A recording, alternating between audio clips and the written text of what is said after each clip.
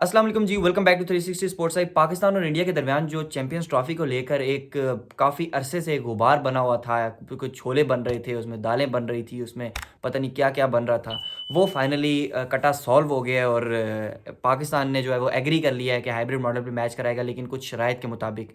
शराइत ये हैं कि एक तो रेवेन्यू में थोड़ा-सा हमें थोड़ा ज़्यादा बढ़ाया जाए रेवेन्यू, आईसीसी से उन्होंने कहा है कि रेवेन्यू बढ़ाया जाए और दूसरी तरीके की उन्होंने बात की है कि इंडिया के जो हम टूर्नामेंट्स खेलेंगे आगे, क्योंकि 2000 आगे एशिया कप भी आ रहा है जो बांग्लादेश और इंडिया ने होस्ट करना है, और आगे वर्ल्ड कप भी आ रहा है, तो 2027 तक जितने भी टूर्नामेंट्स हैं वो पाकिस्तान और इंडिया हाइब्रिड मॉडल में खेलेंगे। यानी कि इंडिया के अगर पाकिस्तान में टूर्नामेंट होते हैं तो इंडिया हाइब्रिड मॉडल के थ्रू बाहर खेलेगा, और अगर इंडिया में टूर्नामेंट होते हैं तो पाकिस्तान हाइब्रिड मॉडल के थ्रू किसी न्यूट्रल वेन्यू पर खेलेगा।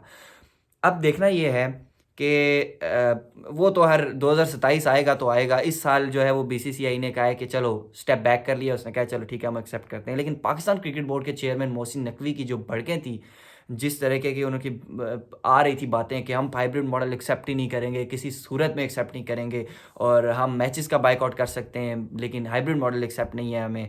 तो बड़ी-बड़ी भड़कें जो हैं वो आखिरकार वो दम तोड़ गई हैं, और मुझे नहीं लगता कि देखें, आपकी पाकिस्तान की इज़्ज़त सबसे पहले है। अगर इंडियन टीम नहीं, आप 5 बार आपने टूर किया इंडिया का, और आपके पास एक अच्छा चांस था कि आप बायकॉट कर सकते थे। आप मैचेस का बायकॉट कर सकते थे, जो इंडिया कुछ भी नहीं कर सकता था वहाँ पर।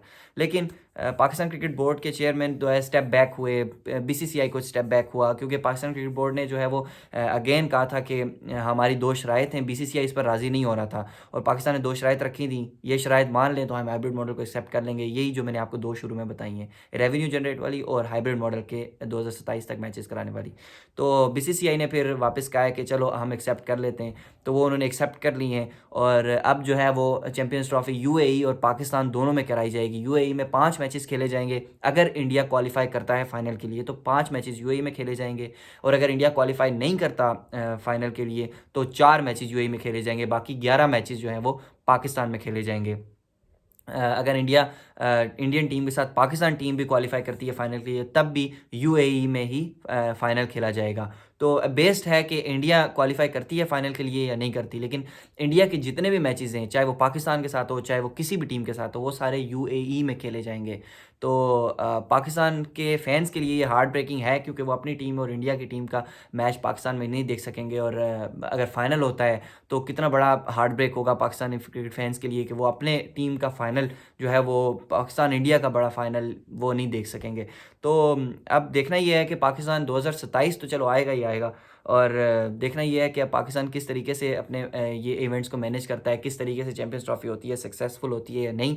और आगे अगर हम बात करें तो स्केजुअल भी आईसीसी ने कहा है कि 2-4 दिन में वो अनाउंस कर देगा कि चैंपियंस ट्रॉफी का क्या स्केजुअल होना चाहिए, क्योंकि ज़ाहिर है वो चैंपियंस ट्रॉफी जो पाकिस्तान में होनी थी वो अब न्यूट्रल वेन्यू पर भी थोड़ी बहुत शिफ्ट होगी, पाकिस्तान और यूएई में शिफ्ट होगी।